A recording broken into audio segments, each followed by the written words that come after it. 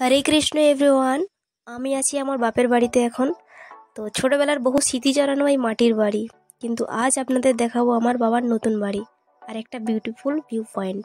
5 মিনিটের রাস্তা, গোপীকেও সাথে করে নিয়ে যাচ্ছি, এই মাত্র ঘুম থেকে উঠেছে। ব্যাস শর্টকাট রাস্তা ধরে পৌঁছে গেছি নতুন বাড়ির সামনে। নিচে আমার মায়ের আবদারের সেই হরি মন্দিরের কাজ চলছে।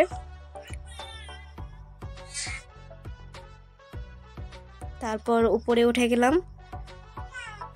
ঘরের কাজ এখনো কমপ্লিট হয়নি, তবে খুব শীঘ্রই কমপ্লিট হয়ে যাবে। সবই ভগবানের কৃপা। প্রথম থেকেই মা বলতো এটা ভগবানের ঘর।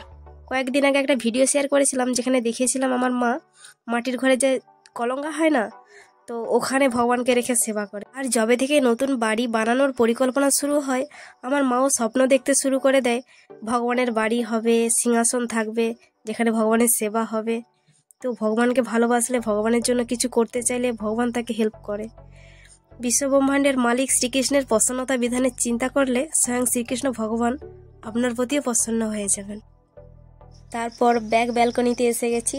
এখান থেকেই দেখা যায় সেই view point, beautiful nature and sunset view point.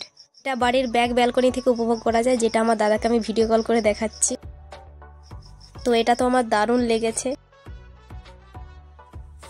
তারপর মাটির ঘরে ফিরলাম, আর জব বাকি ছিল তাই জব করতে শুরু করলাম।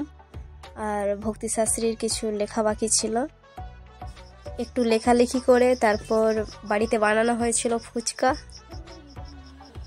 হোমমেড ফুচকা। আমরা বাইরের ফুচকা খাই না, নিরামিষের জন্য। তো ভিডিওটা কেমন লাগলো লাইক অ্যান্ড সাবস্ক্রাইব করে দিন। হরে কৃষ্ণা।